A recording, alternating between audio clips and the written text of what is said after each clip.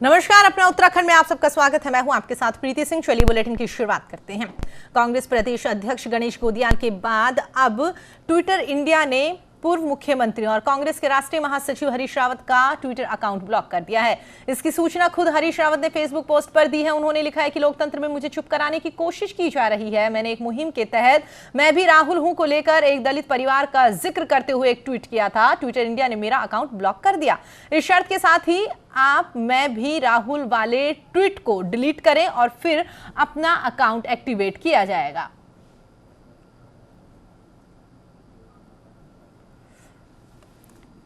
तो आपको बता दें, राहुल गांधी का ट्वीट यहां पर जो उनका ट्विटर अकाउंट है उसे ब्लॉक कर दिया गया था। उसके बाद में अब खबर निकलकर सामने आ रही है कि हरीश रावत ने भी यहां पर फेसबुक के जरिए ये जानकारी दी है उन्होंने कि उनका जो अकाउंट था वो भी यहां पर ट्विटर की ओर से ब्लॉक कर दिया गया है। और जब से ये कह सकते हैं कि ट्विटर अकाउंट ब्लॉक होने की खबरें निकलकर जो सामने आ रही है, उसके बाद से लगातार सियासत यहां पर गर्माती हुई नजर आ रही है। तमाम पार्टियां एक दूसरे पर आरोप प्रत्यारोप का दौर यहां पर चलता हुआ नजर आ रहा है। कह सकते हैं हरीश रावत की ओर से जिस तरीके से सरकार पर आरोप लगाया गया है, उन्होंने कहा है कि यहां पर सच्चाई का समर्थन करने के लिए जो दलित परिवार के लोग थे उनका समर्थन करने के लिए मैंने यहाँ पर ट्वीट किया था और उसी ट्वीट से नाराज होकर यहाँ पर भारतीय जनता पार्टी की ओर से मेरा जो अकाउंट है वो ब्लॉक करा दिया गया है। हालांकि भारतीय जनता पार्टी की ओर से अभी तक इस पूरे मामले को लेकर कोई भी प्रतिक्रिया सामने नहीं आई है, लेकिन कहीं ना कहीं कह सकते हैं कि वाकई राहुल गांधी का ट्विटर अकाउंट जब ब्लॉक हुआ था उसके बाद से लगातार कई कांग्रेसी नेता ऐसे हैं जिनका ट्विटर अकाउंट ब्लॉक कर दिया गया है। उसके बाद से लगातार यहाँ पे राजनीति होती हुई नजर आ रही है। और आपको ये भी बता दें, हरीश रावत की ओर से फेसबुक के जरिए यानी कि फेसबुक पे उन्होंने ये पोस्ट डाली है कि उन्होंने मैं भी राहुल गांधी के समर्थन में ट्वीट किया था। उसके बाद में उनका ट्विटर अकाउंट ब्लॉक कर दिया गया और इसकी जानकारी उन्होंने फेसबुक के जरिए हम सबके साथ साझा करी है। फेसबुक पे उन्होंने ये पोस्ट डाली है कि जब मैंने राहुल गांधी का समर्थन किया तो उस ट्वीट करने के बाद में मेरे अकाउंट को ब्लॉक कर दिया गया। फिलहाल लगातार कह सकते हैं कि इस बात को लेकर राजनीति काफी गर्माई हुई है। आरोप प्रत्यारोप का दौर यहाँ पर चलता हुआ नजर आ रहा है, लेकिन कहीं ना कहीं कह सकते हैं कि जिस तरीके से आगामी विधानसभा चुनाव यहाँ पर आने वाले हैं और उसको लेकर माहौल पहले से काफी गर्माया हुआ है। चलिए आगे बढ़ते हैं। तो आपको बता दें, इसी खबर पर हमारे साथ बातचीत करने के लिए हमारी सहयोगी साक्षी हमारे साथ जुड़ गई है। साक्षी, जिस तरीके से पहले राहुल गांधी के अकाउंट को कह सकते हैं यहाँ पे ब्लॉक किया गया, उसके बाद में हरीश रावत का अकाउंट यहाँ पर ब्लॉक कर दिया गया, कह सकते हैं कि कुछ और भी कांग्रेसी नेता है, फिलहाल क्या कुछ स्थिति वहां पर बनी हुई है इस बात को लेकर?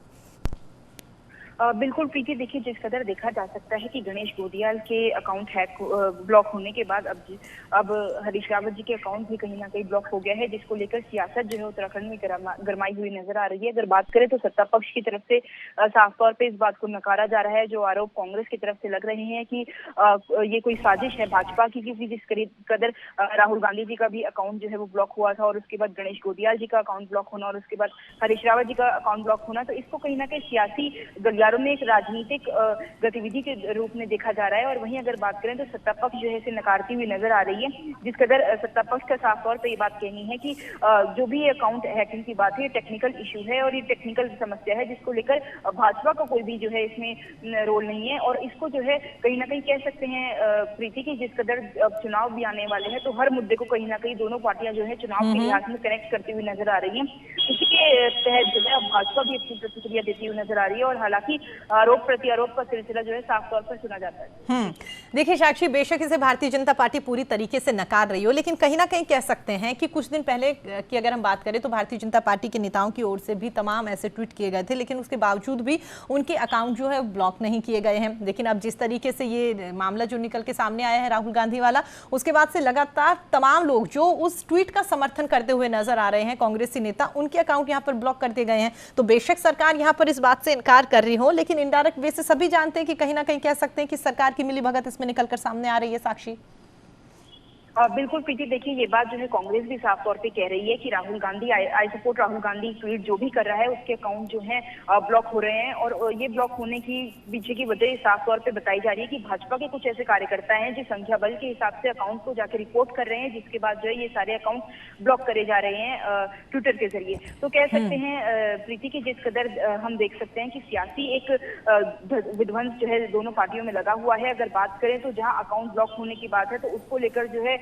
अब आगे ट्विटर को भी नोटिस जो है कांग्रेस भेज रही है कि क्यों जो है कांग्रेस के ही अकाउंट है ब्लॉक हो रहे हैं। और उसके बाद जो है भाजपा भी इस बात को कह रही है कि कोई भी ऐसा चीप ट्रिक जो है भाजपा नहीं कर रही है जिसके चलते कोई भी ऐसी कांग्रेस के द्वारा जो है गतिविधि हो। जी बेशक साक्षी, कह सकते हैं कि अभी तक ये क्लियर नहीं हो पाया कि वाकई ही जो ट्विटर है वो किसके कहने पर या वाकई उनके कुछ नियम जो है उनके खिलाफ यहाँ पर जाकर लोग जो है ट्वीट कर रहे हैं, इसलिए उनके अकाउंट ब्लॉक किए जा रहे हैं। कह सकते हैं ये चर्चा का विषय और कहीं ना कहीं इसमें जांच भी अब आने वाले दिनों में हो सकती है। लेकिन सबसे बड़ा सवाल यही है कि कहीं ना कहीं इससे राजनीति गर्माती हुई नजर आ रही है और आगामी विधानसभा चुनाव को लेकर एक अच्छा खासा माहौल फिलहाल यहाँ पर दिखाई दे रहा है। एक दूसरे को मौका मिल गया एक दूसरी पार्टी पर आरोप प्रत्यारोप लगाने का।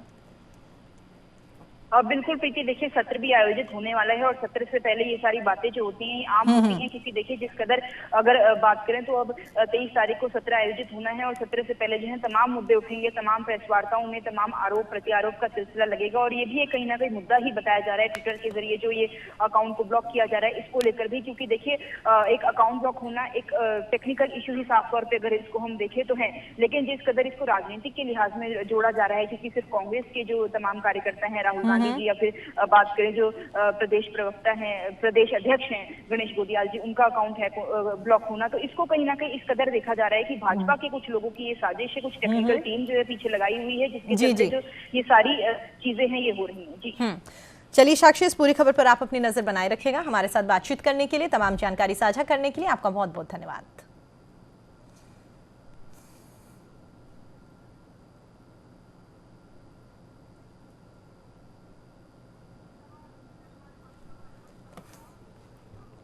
चलिए बुलेटिन में आगे बढ़ते हैं और इस वक्त की एक बड़ी खबर से आपको रूबरू कराते हैं। तो आपको बता दें इस वक्त की बड़ी खबर, मुख्यमंत्री पुष्कर सिंह धामी खानपुर पहुंचे हैं। कार्यकर्ताओं ने सीएम का यहां पर भव्य स्वागत किया है। सीएम ने राजकीय कन्या महाविद्यालय का यहां पर शिलान्यास किया है। विकास योजनाओं का भी यहां पर लोकार्पण और शिलान्यास सीएम धामी की ओर से किया गया। तो आपको बता दें मुख्यमंत्री पुष्कर सिंह धामी खानपुर दौरे पर है, जहां पर कार्यकर्ताओं ने मुख्यमंत्री का भव्य स्वागत किया। इस दौरान मुख्यमंत्री ने राजकीय कन्या महाविद्यालय का शिलान्यास किया और साथ ही तमाम विकास योजनाओं का शिलान्यास और लोकार्पण भी यहां पर मुख्यमंत्री पुष्कर सिंह धामी की ओर से किया गया है। तो आपको बता दें मुख्यमंत्री पुष्कर सिंह धामी आज खानपुर दौरे पर हैं, जहां पर उनके कई कार्यक्रम रह सकते हैं। लेकिन फिलहाल जो खबर निकलकर सामने आ रही है उनमें कहा जा रहा है कि महाविद्यालय का उनकी ओर से उद्घाटन किया गया है और भी बहुत सारी खानपुर में सरकार की ओर से जो योजनाएं चलाई जा रही हैं उनका लोकार्पण और शिलान्यास भी यहां पर मुख्यमंत्री पुष्कर सिंह धामी की ओर से किया गया है। मुख्यमंत्री पुष्कर सिंह धामी लगातार पिछले कई दिनों से कह सकते हैं राज्य के कई जिलों में जाकर दौरा करते हुए दिखाई दे रहे हैं, क्योंकि कोरोना काल में वो जिस तरीके से नहीं जा पाए थे उसके बाद से लगातार उनका दौरा यहां पर चलता हुआ नजर आ रहा है। और जैसा कि हम सभी जानते हैं उनके पास वक्त भी काफी कम बचा है, क्योंकि जिस तरीके से हाल ही में यहां पर सीएम बदले गए थे, उनका नाम निकलकर सामने आया, तो उनके सामने बहुत सारी चुनौतियां यहां पर दिखाई दे रही है। उसी के मद्देनजर लगातार वो लोगों से संवाद करते हुए नजर आ रहे हैं और उसी के मद्देनजर वो खानपुर पहुंचे, लोगों से बातचीत करी। कार्यकर्ता उन्हें अपने बीच में पाकर काफी उत्साहित नजर आए, जहां पर कई विकास की योजनाएं जो थी उनका लोकार्पण उनकी ओर से किया गया और लंबे समय से इंतजार कर रहे थे कार्यकर्ता और तमाम लोग वहां पर कि कब यहां पर कन्या महाविद्यालय का शिलान्यास किया जाएगा। तो फाइनली सीएम की ओर से आज उसका भी शिलान्यास कर दिया गया।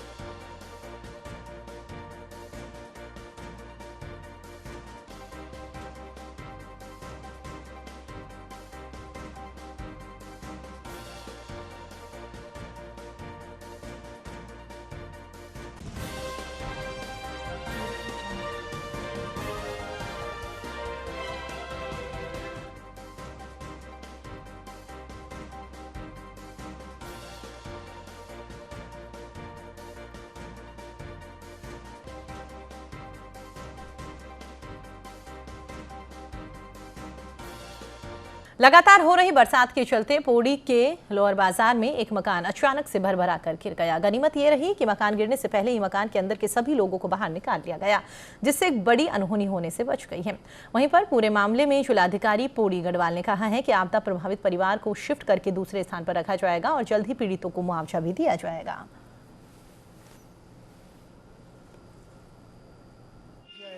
पटवारी जी आए थे तो रात काफ़ी हो चुकी थी, आपदा प्रबंध से थे, रात काफ़ी हो चुकी थी। तो उन्हें ये कहा था कि सुबह ये जो है इंजीनियर साहब आएंगे तो मौका मुआयना करेंगे, मतलब घर का देखा जाएगा कि कितना डैमेज हो चुका है ये। और क्या कहते हैं कि ये उन्होंने ये कहा था कि रहने के लिए कोई ना कोई व्यवस्था कराई जाएगी। और यहाँ पर जैसे कि हमारी चाची लोग हैं तो इनका भी एक लड़की है, ये भी है, मैं मेरी वाइफ है, तो सभी इस मकान में रह रहे हैं। इसमें दुर्घटना हो चुकी है। नगर पालिका पौड़ी के क्षेत्र के अंतर्गत एक मकान का वर्षा के कारण गिरने का सूचना प्राप्त हुआ है। संबंधित परिवार को इतरत्र शिफ्ट करने के लिए निर्देश दे दिया गया है और तहसील के माध्यम से जो भी उनका मुआवजा SDRF के मानकों के अनुरूप आता है उसके लिए उनको तत्काल राहत सहायता उपलब्ध कराई जाएगी। इस संदर्भ में जो है SDM के माध्यम से कार्रवाई को शीघ्रता से करने का निर्देश दिया है।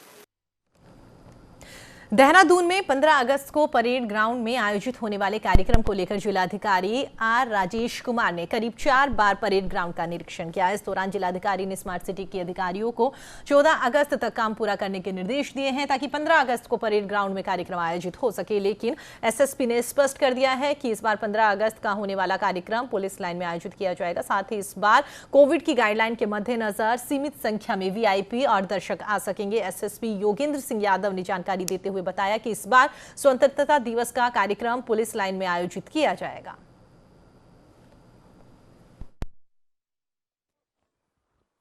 अगस्त में इस बार जो परेड है और जो माननीय मुख्यमंत्री द्वारा जो ध्वजारोहण है वो पुलिस लाइन में किया जाएगा और परेड के द्वारा इसको सलामी दी जाएगी और उसके बाद जो पदकधारी और मेडल विजेता हैं इनको पदक और पुरस्कार वगैरह वितरित किए जाएंगे।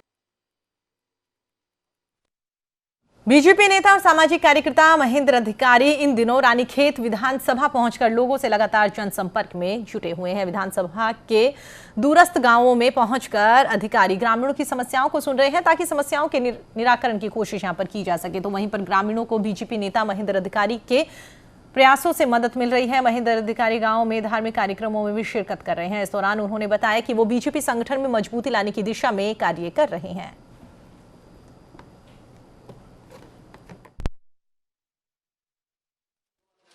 आज हम लोग रानीखेत क्या अन्य क्षेत्रों में भी हमारे कुमाऊं के जो क्षेत्र हैं वहाँ पर जाकर हम लोग संगठन की मजबूती के लिए काम कर रहे हैं। और यहाँ पर जो हमारा जो पिछड़ा क्षेत्र है या जो यहाँ पर की जो मूलभूत ज़रूरतें हैं उसके लिए हम समय समय पर आते रहे हैं।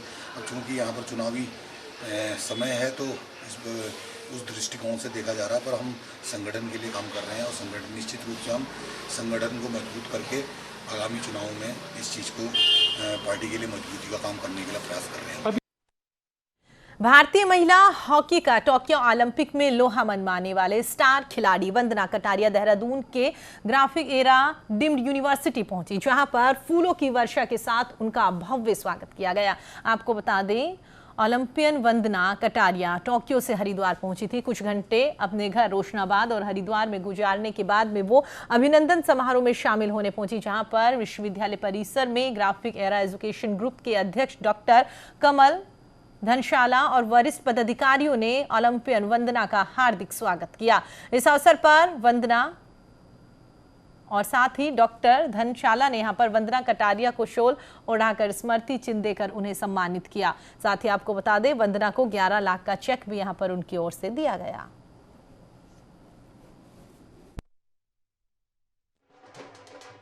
उत्तराखंड के लिए बड़े ही गर्व का विषय है कि हमारे उत्तराखंड की जो एक युवा महिला है उसने जो है इतना अच्छा कीर्तिमान स्थापित किया। आपको पता होगा वो पहली महिला हॉकी खिलाड़ी हैं जिन्होंने कि ओलंपिक में जो इंडिया की तरफ से हैट्रिक मारी है, और वो भी एक बहुत ही क्रिटिकल मैच में।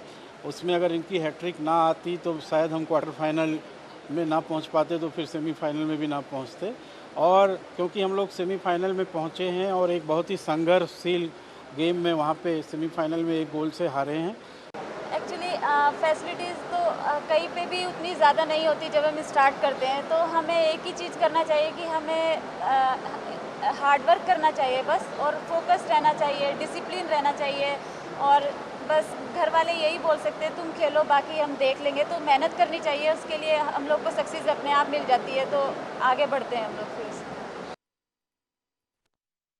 उत्तराखंड में राज्य विधिक सेवा प्राधिकरण के द्वारा राष्ट्रीय स्तर पर सभी जिलों में आगामी 11 सितंबर को लोक अदालत का आयोजन किया जाएगा, जिसमें लंबे समय से लंबित चल रहे वाद को आपसी समझौते के तहत यहाँ पर तत्काल निस्तारित करने का प्रावधान किया गया है। इस संबंध में जिला विधिक सेवा प्राधिकरण देहरादून की सचिव नेहा कुशवाहा ने जानकारी दी है। उन्होंने बताया है कि फौजदारी के समन्वय वाद, मोटर दुर्घटना, प्रतिकर संबंधी वाद, वैवाहिक और आपसी विवाद आदि के मामलों के निस्तारण के लिए एक प्रार्थना पत्र देकर आपसी समझौता कर मामलों का निस्तारण किया जाएगा।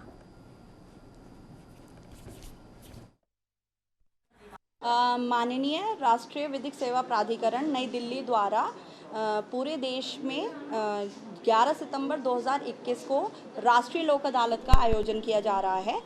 उन्हीं के तत्वाधान में माननीय उत्तराखंड राज्य विधिक सेवा प्राधिकरण एवं जिला विधिक सेवा प्राधिकरण देहरादून द्वारा देहरादून जनपद के समस्त न्यायालयों में राष्ट्रीय लोक अदालत का आयोजन किया जा रहा है 11 सितंबर 2021 को।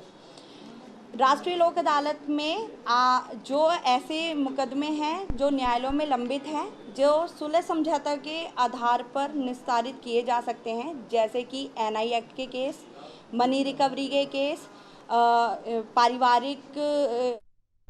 उत्तराखंड हाईकोर्ट ने वन निगम के 75 कर्मचारियों से हो रही वेतन ग्रेच्युटी की रिकवरी मामले में दायर जनहित याचिका पर सुनवाई करी है, जिसमें सरकार और वन निगम के द्वारा की जा रही रिकवरी पर स्थगन आदेश पारित किए गए हैं, जिसमें राज्य सरकार और साथ ही वन निगम को निर्देश दिए गए हैं कि ग्रेड पे 8,700 के अनुरूप वन निगम के इन 75 कर्मचारियों को वेतन और पेंशन का भुगतान करना सुनिश्चित करें। मामले की सुनवाई के लिए कोर्ट ने 16 अगस्त की तिथि अब तय करी है।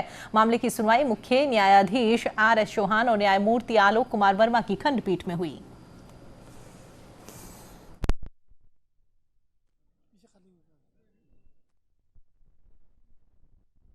लगभग 75 कर्मचारियों से राज्य सरकार और वन निगम द्वारा जो है मैंडेटरी रिकवरी यानी कि कंपलसरी रिकवरी करी जा रही है, जिसमें कहा गया है कि उनको पूर्व में अधिक वेतन मिल गई थी, इसलिए अब उनकी वेतन और पेंशन से एक पर्सन से लगभग 20-20, 30-30, 40-40 लाख रुपए तक की रिकवरी के ऑर्डर हुए हैं। जबकि इसी माननीय उच्च न्यायालय की एकल पीठ ने वन निगम के इन 75 कर्मचारियों के पक्ष में अपना फैसला सुनाया था। बिना उस फैसले पर स्थगन लिए जो है राज्य सरकार की ओर से एक जियो निकाला गया 20 मई 2019 को और यह रिकवरी ऑर्डर की गई। इस मामले की सुनवाई करते हुए माननीय उच्च न्यायालय ने यह पाया है कि इस तरीके से रिकवरी करना जो है प्रथम दृष्टया गलत है और राज्य सरकार के इस रिकवरी आदेश पर जो है माननीय उच्च न्यायालय ने स्थगन लगा दिया है और यह दिशा निर्देश दिए हैं कि इनकी पूरी वेतन इनको पूर्व में जो एकल पीठ का आदेश था उसके हिसाब से दी जाए। बागेश्वर के काफलीगैर क्षेत्र के ग्रामीण अपनी 7 सूत्रीय मांगों को लेकर जिलाधिकारी कार्यालय पहुंचे, जहां पर उन्होंने जिलाधिकारी विनीत कुमार को ज्ञापन देकर 7 सूत्रीय मांगों को जल्द पूरा करने की मांग करी। ग्रामीणों के अनुसार उनके क्षेत्र में लोग आज भी मूलभूत सुविधाओं से वंचित है। लोगों को स्वास्थ्य और शिक्षा के लिए भी कई किलोमीटर दूर बागेश्वर या अल्मोड़ा जाना पड़ता है। ग्रामीणों ने कहा है कि क्षेत्र में डिग्री कॉलेज स्वीकृत है, जिसमें जल्द से जल्द कक्षा संचालित की जाएगी और साथ ही प्राथमिक स्वास्थ्य केंद्र है, लेकिन उसमें डॉक्टर्स की कमी है, कोई व्यवस्था नहीं है। गर्भवती महिलाओं को भी कई दिक्कतों का सामना करना पड़ रहा है, जिसमें डॉक्टर्स की तैनाती की जाए। वहीं पर ग्रामीणों ने अपनी 7 सूत्रीय मांगों को जल्द से जल्द पूरा करने का निवेदन यहां पर किया है। साथ ही उन्होंने कहा कि अगर उनकी मांगे नहीं मानी गई तो आंदोलन करेंगे। क्षेत्र के जब सभी जनप्रतिनिधि अभी ये 7 सूत्रीय मांगों को लेकर जो हम पहले भी ज्ञापन दे चुके हैं अगस्त के महीने में शायद, तो ये अभी तक इसमें कोई भी शासन द्वारा ठोस कार्रवाई नहीं हुई है। जिसमें डिग्री कॉलेज का हमारा मेन मुद्दा है। डिग्री कॉलेज 2021-22 में यहाँ क्लासेस शुरू होने वाली थी, लेकिन अभी तक शासन ने कोई उसमें कदम नहीं उठा रखे है। दूसरा हमारा स्वास्थ्य में है एएनएम सेंटर काफलीगैर, जिसमें कोई भी प्रसव अभी तक नहीं हुआ था, वहाँ इक्विपमेंट कुछ भी नहीं है। मेन मुद्दा हमारा है। फिलहाल इस बुलेटिन